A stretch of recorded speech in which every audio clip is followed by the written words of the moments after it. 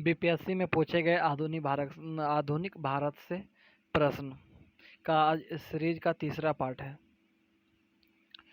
मानव बलि प्रथा का विरोध करने के लिए कारण अंग्रेजों के विरुद्ध विद्रोह करने वाली जनजाति का नाम है तो खोंड जनजाति।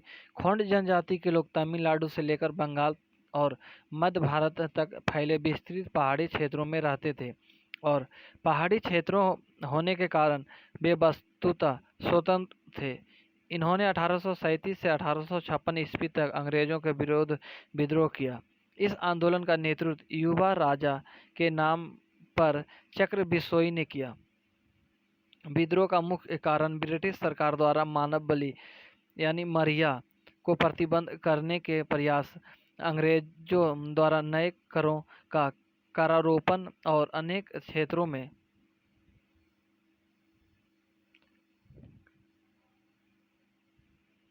अनेक क्षेत्रों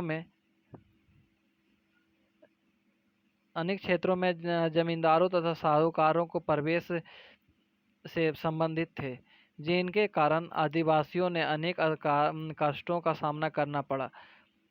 अंग्रेजों ने एक मरिया एजेंसी गठित की जिसके विरुद्ध खोंडों ने विद्रोह ने किया, परंतु 1855 में चक्र बिसोई लुप्त हो गए, जिसके कारण आंदोलन समाप्त हो गया। छोटा नागपुर जनजाति विद्रोह कब हुआ था?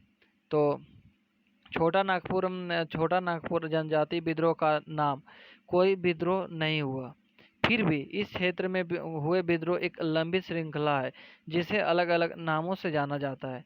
दिए गए विकल्पों में कोई भी तिथि किसी भी विद्रोह का सही समय नहीं है।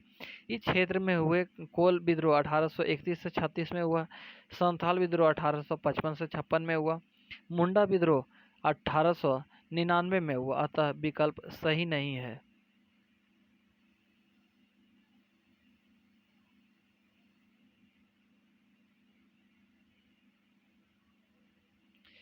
अठारह ईस्वी में संथालों ने किस अंग्रेज कमांडर को हराया? तो मेजर बोरो। 1855 ईस्वी में संथालों ने भागलपुर क्षेत्र के भोगनाडीह तालुके में विद्रोह कर दिया था। इन्होंने एक साथ पुलिस और दिकुओं पर आक्रमण किए थे, जिसका नेतृत्व सिद्धो कान्हो चांद और भैरव ने किया। संथाल विद्रोह को दबाने के लिए मेजर बारो के नेतृत्व में एक सेना भेजी गई, जिसे पीरपोती के युद्ध संथालों ने हरा दिया था। मुंडाओं का विद्रोह खड़ा किया तो 1855 में। मुंडाओं ने विद्रोह खड़ा किया तो 1895 ईस्वी में। 1895 ईस्वी में मुंडाओं ने विद्रोह खड़ा किया। मुंडा आदिवासियों का विद्रोह 1899 से 1900 ईस्वी के बीच हुआ। इसका नेतृत्व बिरसा मुंडा ने किया। मुंडा जाति के सामूहिक खेती का प्रचलन था, लेकिन जमींदारों, ठेकेदारों, बनियों और सूदखोरों ने सामूहिक खेती की परंपरा पर हमला बोला। मुंडा सरदार 30 वर्ष तक सामूहिक खेती के लिए लड़ते रहे, किंतु विकल्प में निकटतम उत्तर 1895 में दिया, इसलिए विकल्प डी सही होगा। 1895 में बिरसा ने अपने आप को भगवान का दूत घोषित किया। उलगुलान विद्रोह किससे जुड़ा है? उलगुलान विद्रोह किससे जुड़ा है? तो बिरसा मुंडा से उलगुलान विद्रोह जुड़ा है।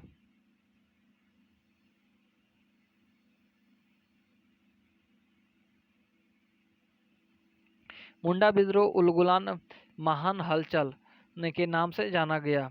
यह विद्रोह इस अवधि का सर्वाधिक प्रसिद्ध आदिवासी विद्रोह था। मुंडा की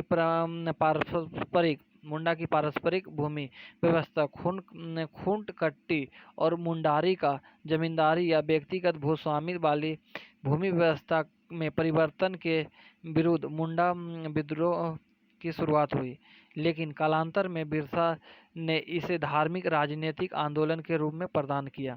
मुंडा आदिवासियों का विद्रोह 1899 से 1900 ईस्वी के बीच हुआ। 1895 ईस्वी में बिरसा ने अपने आप को भगवान का दूत घोषित किया और हजारों मुंडाओं का नेता बन गया। उसने कहा कि दिकुओं यानी गैर आदिवासियों से हमारी लड़ाई होगी और उनके खून से जमीन इस तरह लाल होगी जैसे लाल झंडा। 1899 ईस्वी में क्रिसमस के पूर्व संध्या पर बिरसा ने मुंडा जाति का शासन स्थापित करने के लिए विद्रोह का ऐलान किया। लगभग 6,000 मुंडा तीर तलवार तथा कुल्हाड़ी लेकर बिरसा के साथ हो गए, लेकिन बिरसा मार्च 1900 ईस्वी के शुरू में ही गिरफ्तार कर लिया गया और जून में वह जेल में मर गया। विद्रोह कुचल दिया गया पर बिरसा अमर हो गया।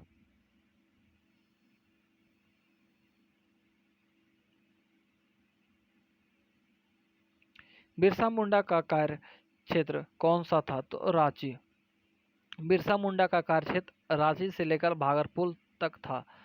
बिरसा मुंडा का मुख्य उद्देश्य जनजातियों में समाज सुधार करना एवं इन्हें ब्रिटिश सत्ता से दूर रखना था।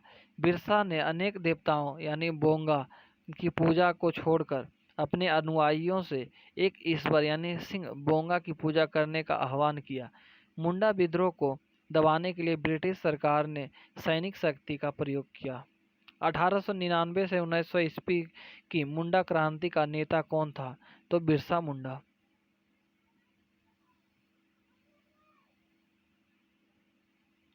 बिरसा मुंडा किसके पक्ष में थे? बिरसा मुंडा किसके पक्ष में थे? तो झारखंड के पक्ष में। बिरसा मुंडा झारखंड के पक्ष में था। यद्यपि बिरसा मुंडा का आंदोलन असफल हो गया एवं झारखंड राज्य की स्थापना अधूरी रह गई। कालांतर में जब बिहार का विभाजन कर झारखंड राज्य स्थापना की गई तब बिरसा मुंडा को श्रद्धांजलि देने हेतु झारखंड राज्य की स्थापना बिरसा मुंडा के जन्म दिवस अर्थात 15 नवंबर के दिन की गई।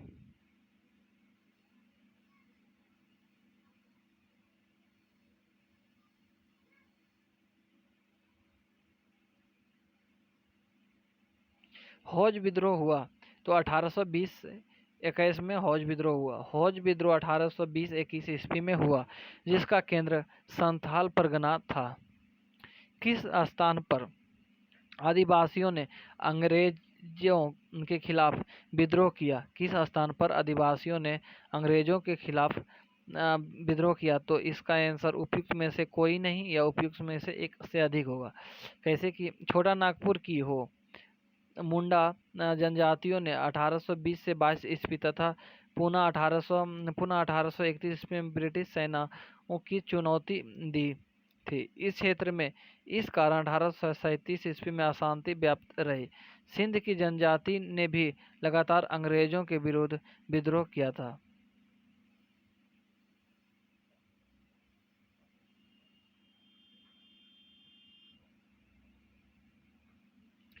इनमें से किसने अंग्रेजी ईस्ट इंडिया कंपनी के कंट्रोलर के खिलाफ बगावत नहीं की? तो हैदराबाद का निजाम। हैदराबाद के निजाम को छोड़कर उपयुक्त सभी विजय विजयनगरम के राजा, तमिलनाडु के पोलीगार, त्रावणकोर के दीवान बेलुथम्पी ने ब्रिटिश ईस्ट इंडिया कंपनी के नियंत्रण के खिलाफ विद्रोह किया था। 1878 का वर्नाक्यूलर प्रेस एक्ट किसने रद्द कर दिया? तो लॉर्ड रिपन ने रद्द कर दिया।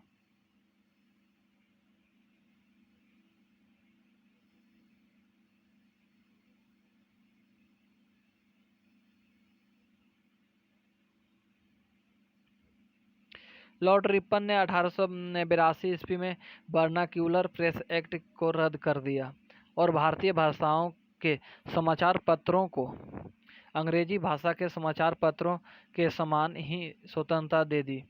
ज्ञातव्य है कि वर्नाक्यूलर प्रेस एक्ट 1878 ईस्वी में लॉर्ड लिटन के कार्यकाल यानी 1876 से 1880 में पारित हुआ था। इस अधिनियम को मुंह बंद करने वाला अधिनियम कहा गया।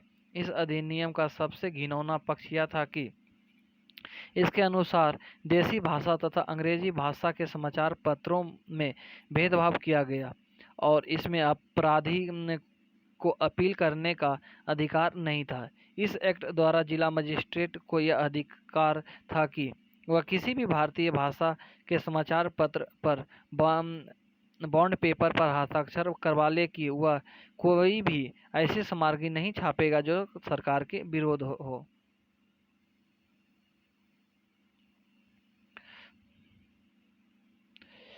कानून का विरोध करने वाले मुद्रणालयों को जमानत मजिस्ट्रेट रद्द कर सकता था। इस अधिनियम के अधीन सोम प्रकाश, भारत महिर, ढाका प्रकाश, सहचर तथा अनेक अन्य समाचार पत्रों के विरुद्ध मामले दर्ज किए गए। अस्थायी बंदोबस्त किसके साथ किया गया? तो जमींदारों के साथ अस्थायी बंदोबस्त किया गया। 1793 में कर्नवालिस ने भू राजस्व की अस्थायी बंदोबस्त प्रणाली प्रारंभ किया। इसे स्तंभरारी या जागीरदारी या मालगुजारी एवं बिस्बेदारी आदि भिन्न भिन्न नामों से जाना जाता था। यह व्यवस्था बंगाल, बिहार, उड़ीसा तथा उत्तर प्रदेश के वाराणसी एवं उत्तरी कर्नाटक में लागू थी। इसके अंतर्गत समूचे ब्रिटिश भारत के क्षेत्रफल का लगभग 19% हिस्सा शामिल था। इस व्यवस्था के अंतर्गत जमींदारों के एक नए वर्ग को भूस्वामी घोषित कर दिया गया,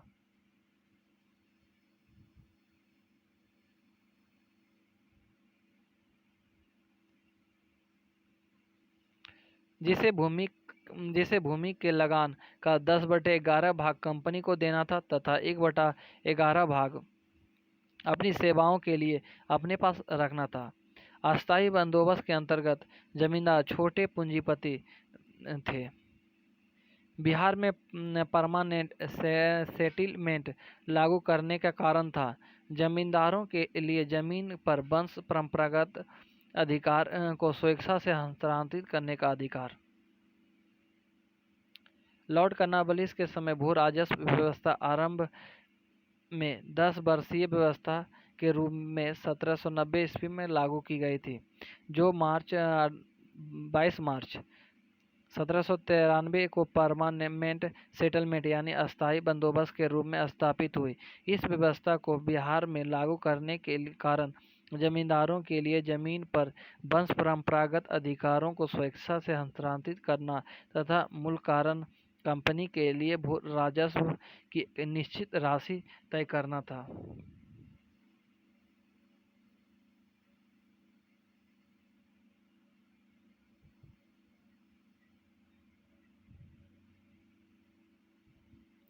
रिक्त स्थान की पूर्ति करें। इसका आंसर 1885। 1885 में बंगाल और बिहार में भूमि पर किराएदारों के अधिकारों को बंगाल किराएदारी अधिनियम द्वारा दिया गया था। 1793 ईस्वी में लॉर्ड कर्नवालिस द्वारा अस्थायी बंदोबस्त लागू किया गया, जिसने जमींदारों को कई अधिकार प्रदान किए।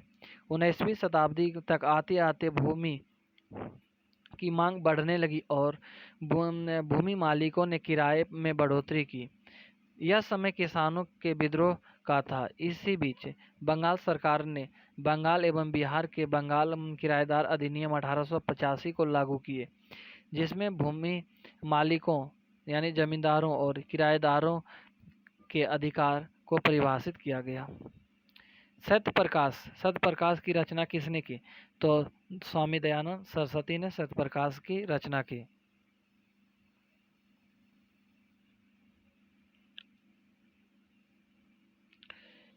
मूलशंकर यानी स्वामी दयानंद का जन्म 1824 ईस्वी में गुजरात के मोरबी रियासत के निवासी एक ब्राह्मण कुल में हुआ था। उन्होंने 1860 ईस्वी में मथुरा में स्वामी बिरजानंद जी से सेवा के शुद्ध अर्थ तथा वैदिक धर्म के प्रति अगाध श्रद्धा प्राप्त की। 1867 ईस्वी में उन्होंने खांडनी पताका लहराए। 1875 ईस्वी में उन्होंने बंगाल में आर्य समाज की स्थापना की। उनके विचार उनकी प्रसिद्ध पुस्तक सत्यार्थ प्रकाश में वर्णित हैं। अन्य रचनाएं पाखंड खंडन, वेदभास भूमिका, ऋग्वेद भाष, अद्वैत मंत्र का खंडन, पंच महायज्ञ विधि तथा वल्लभाचार्य मत खंडन प्रमुख है। अमृत बाजार पत्रिका की स्थापना किसने की? तो शशि कुमार घोष ने अमृत बाजार पत्रिका की स्थापना की। अमृत बाजार पत्रिका की स्थापना मोतीलाल घोष तथा शिशिर कुमार घोष ने 1868 ईस्वी में कलकत्ता में की।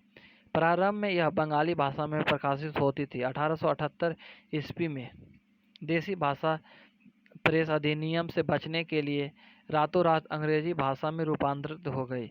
गिरीश चंद्र घोष ने बंगाली का प्रकाशन 1862 ईस्वी में शुरू किया था, जिसे 1879 ईस्वी में एस.एन. बनर्जी ने ले लिया। हिंदू पेट्रियाट की स्थापना भी गिरीश चंद्र घोष ने की। बाद में हरीश चंद्र मुखर्जी इसके संपादक हो गए।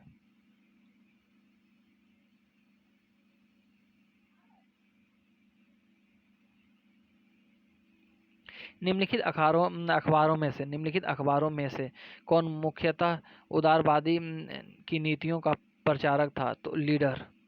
फ्री प्रेस जनरल एक न्यू एजेंसी थी। यंग इंडिया एक साप्ताहिक पत्रिका थी जिसे महात्मा गांधी प्रकाशित करते थे। लीडर समाचार पत्र के संपादक मदन मोहन मालवीय थे। मालवीय उदारदायी दल का नेता था। इसके माध्यम से उदारवादी दल अपनी नीतियों का प्रचार करते थे। 19वीं शताब्दी के धर्म एवं सामाजिक सुधार आंदोलन की ने जनसंख्या के किस वर्ग को मुख्यतः आकर्षित किया? तो बुद्धिजीवी, नगरीय उच्च जाति और निर्धन सर्वसाधारण वर्ग।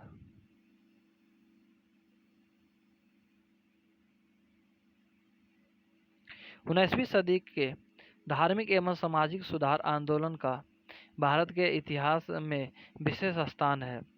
इसने जहां एक और धार्मिक एवं सामाजिक सुधार का आह्वान किया, वहीं दूसरी ओर इसने भारत के अतीत को उजागर कर भारतवासियों के मन में आत्मसम्मान और आत्मगौरव की भावना जगाने की कोशिश की। इसने बुद्धिजीवी, नगरीय उच्च जातियों एवं निर्धन सर्वसाधारण वर्ग को अपनी ओर आकर्षित किया। भारतीय पूर्ण जागरण आंदोलन का पिता कौन थे? तो राजा राम मोहन राय। राजा राम मोहन राय को भारतीय पूर्ण जागरण का पिता, भारतीय राष्ट्रवाद का पैगंबर, अतीत और भविष्य के मध्य सेतु, भारतीय राष्ट्रवाद का जनक, आधुनिक भारत का पिता, प्रथम आधुनिक पुरुष और युगदूत कहा गया है।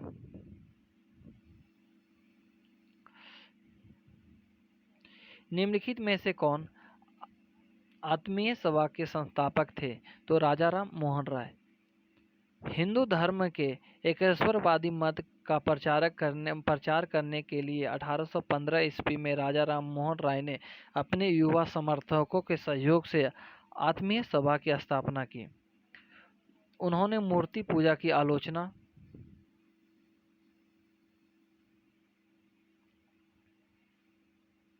की और सपरमान यह विचार व्यक्त किया कि हिंदुओं के प्राचीन मौलिक धर्म ग्रंथों ने एक ब्रह्मा का उपदेश दिया है।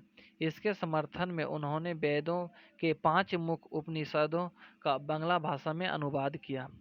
ब्रह्मा समाज की स्थापना किसने की? तो ब्रह्मा समाज की स्थापना किस वर्ष हुई? ब्रह्मा समाज की स्थापना किस वर्ष हुई? तो 1828 ईस्वी में हुई। राजा राम मोहन राय ने 20 अगस्त 1828 ईस्वी को ब्रह्मा समाज नाम से एक नए समाज की स्थापना की, जिसे आगे चलकर ब्रह्मा समाज के नाम से जाना गया। इस समाज ने मूर्ति पूजा का विरोध किया और एक ब्रह्मा की पूजा का उपदेश दिया। यह ऐसे लोगों के जमात थी जो ईश्वर की एकता में विश्वास करते थे और मूर्ति पूजा से अलग रहते थे।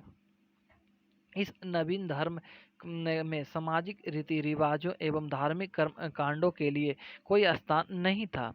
ब्रह्मा समाज ने रंग, वर्ण अथवा मत पर विचार किए बिना मानव मात्र के प्रति प्रेम तथा जीवन की उच्चतम विधि के रूप में मानवता की सेवा पर बल दिया। दिए गए विकल्पों में कोई भी विकल्प सही नहीं है।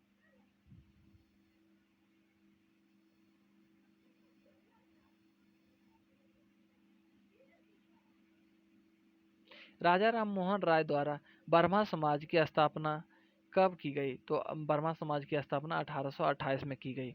सती को गैर कानूनी किसने घोषित किया? तो विलियम बेंटिक ने। लॉर्ड विलियम बेंटिक ने दिसंबर 1829 ईस्वी में नियम 17 द्वारा सती प्रथा पर प्रतिबंध लगा दिया। प्रारंभ में यह कानून केवल बंगाल प्रेसिडेंसी में लागू किया गया, परंतु 1880 ईस्वी में इसे बंगाल और मद्रास प्रेसिडेंसी में भी लागू किया गया। प्रार्थना समाज के संस्थापक कौन थे? प्रार्थना समाज के संस्थापक आत्माराम पांडुरंग थे। प्रार्थना समाज के संस्थापक प्रार्थना समाज की स्थापना 1867 ईस्वी में बम्बई के आचार्य केशवा चंद्र सेन की प्रेरणा से आत्माराम पांडुरंग द्वारा की गई। महादेव गोविंद रानाडे इस संस्था से 1869 ईस्वी में जुड़े। और आगे नेक्स्ट पार्ट में